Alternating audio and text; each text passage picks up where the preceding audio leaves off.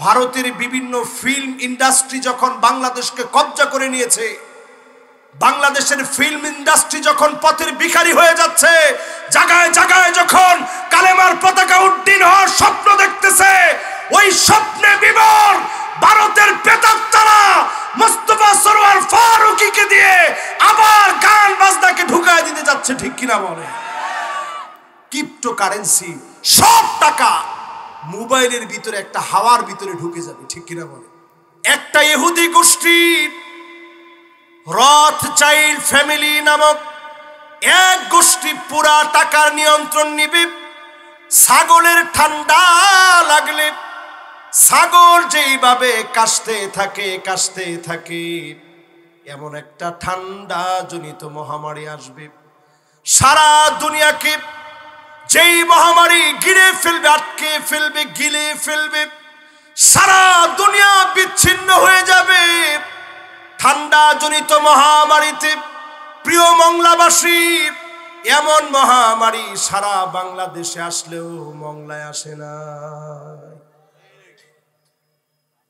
একজনে রামপাল বংলায় কি এরকম মহামারীর নাম শুনেন নাই?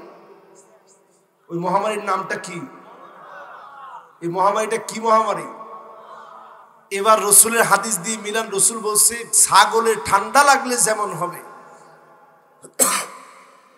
একদিকে ছাগল কাশতে থাকবে, অন্যদিকে নাক দিয়ে কি পড়ে, এটারে আপনাদের এলাকার ভাষায় কি বলেন? সর্দি বলে, এটাকে বলে শ্লেষ্মা শুদ্ধ ভাষায়। নাক দিয়ে ধরেন এরকম ঝোল পড়তে থাকবে আর কাশতে থাকবে।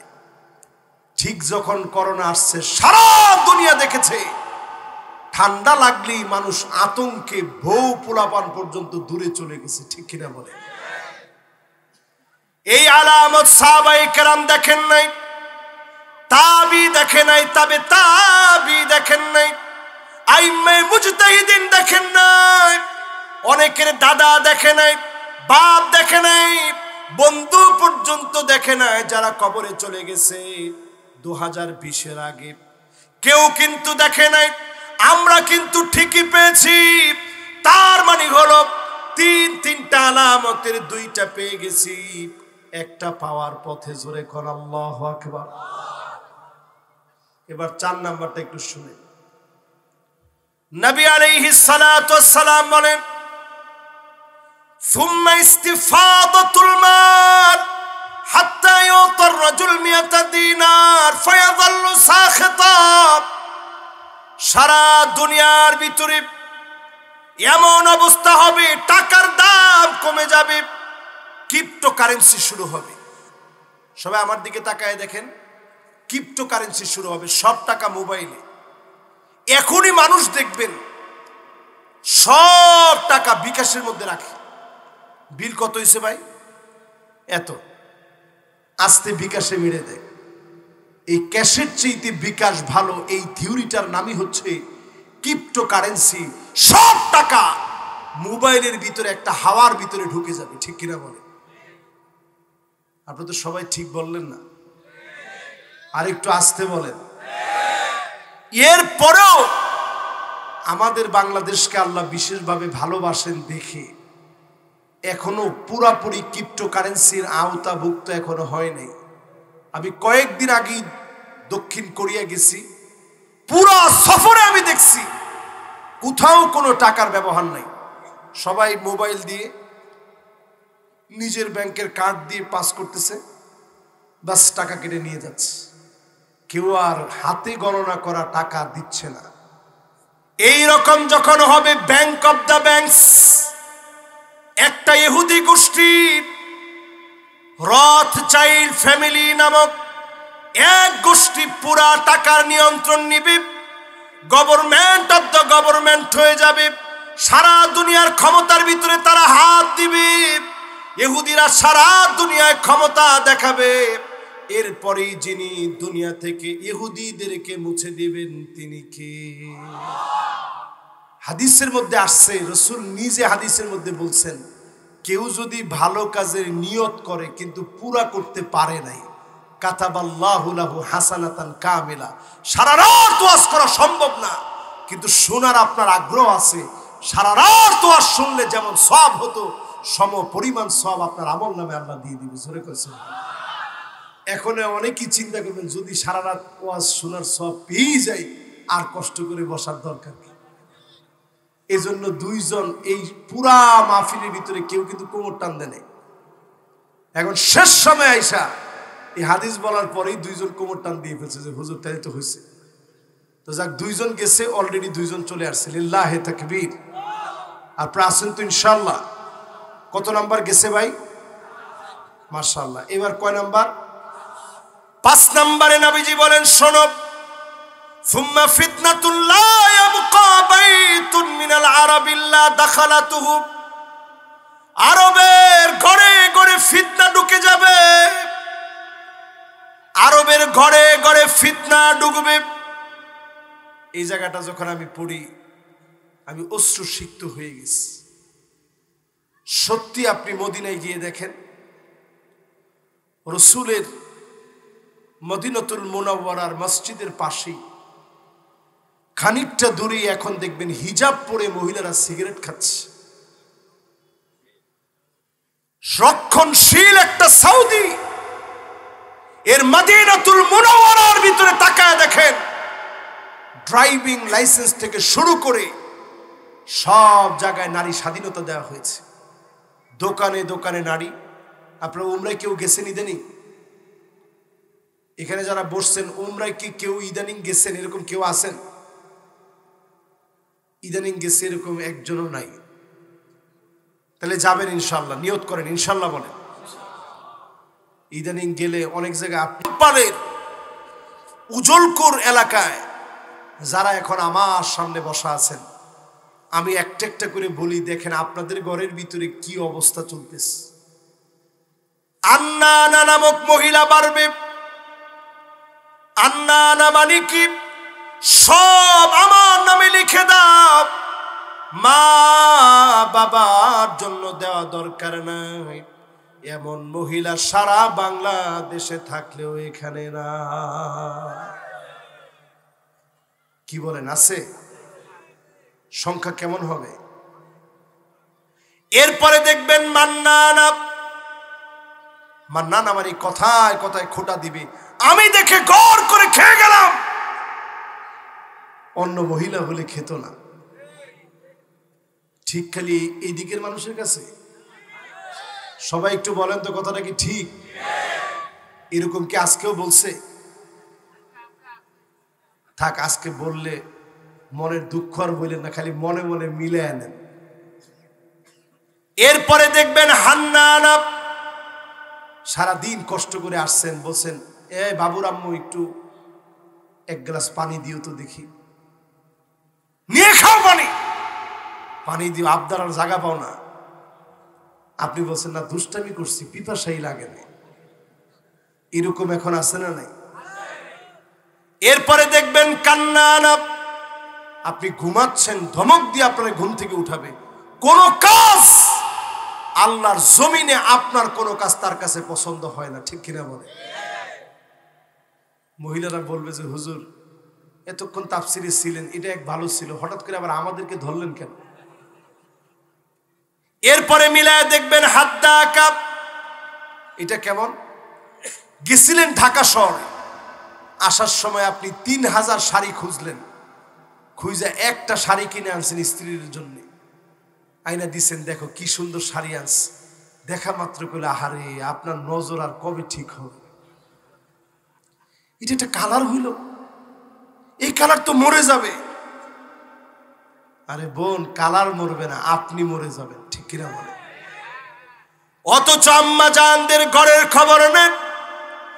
ফজরের নামাজ পড়ে নবী যখন ঘরে আসতেন, এসে বলতেন কিছু কি আছে খাবারের জন্য? প্রায় সময় আম্মা জানরা বলতো, গো নবীজি ঘরের মধ্যে কোনো খাবার নাই।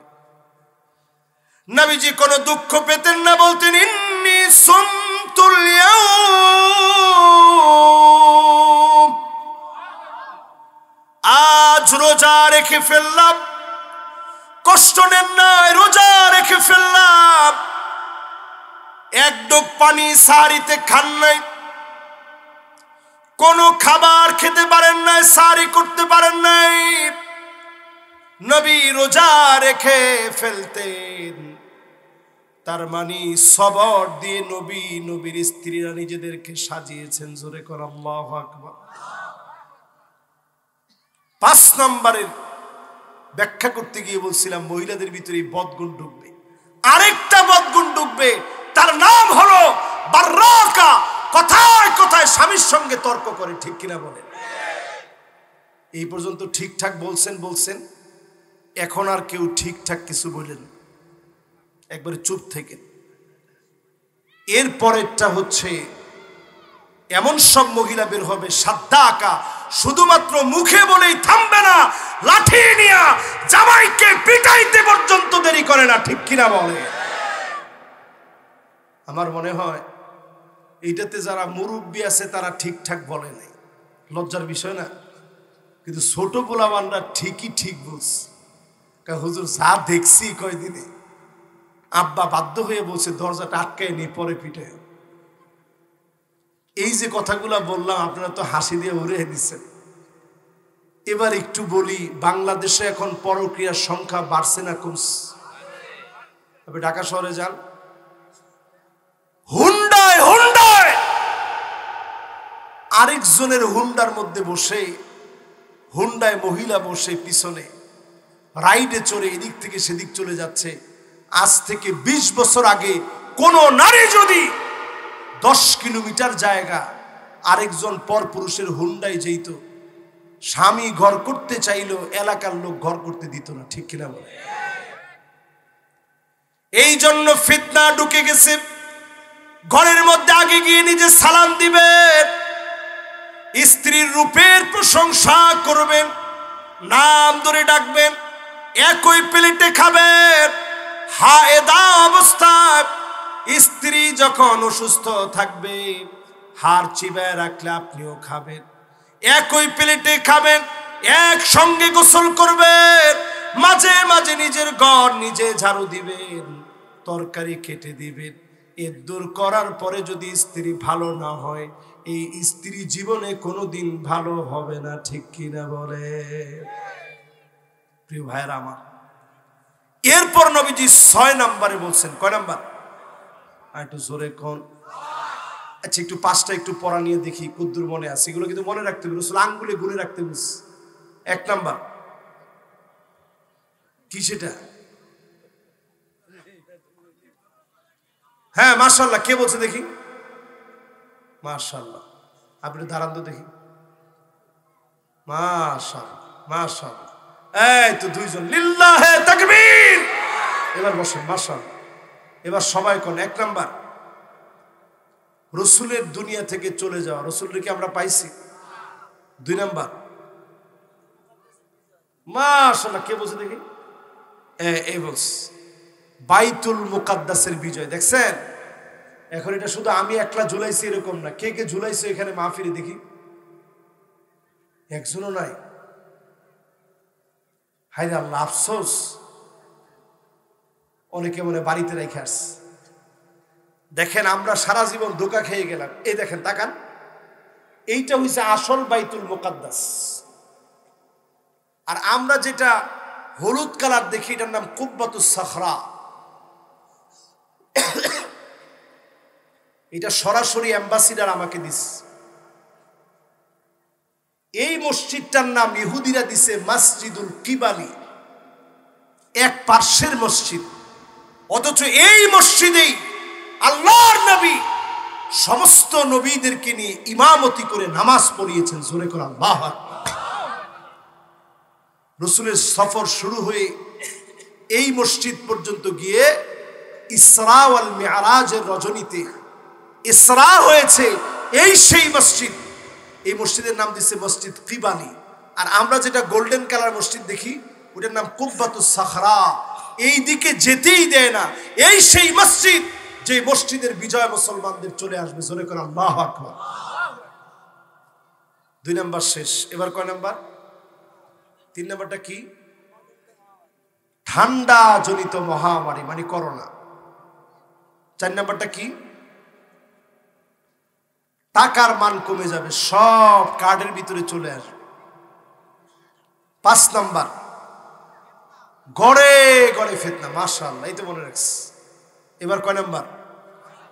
6 নম্বরে আল্লাহর হাবিব বলেন সুম্মা হুদনাতুন তাকুনু বাইনাকুম ওয়া বাইনা বানিল আসফার ফায়াকদিরুন। এমন সময় আসবে খ্রিস্টানদের সঙ্গে চুক্তি করবে। আমি আজকে এই মাহফিল থেকে পরিষ্কারভাবে বলি, আমাদের দেশ নিয়ে আশঙ্কাজনক একটা ষড়যন্ত্র চলতেছে। আরেকটু আস্তে ঠিক বলেন।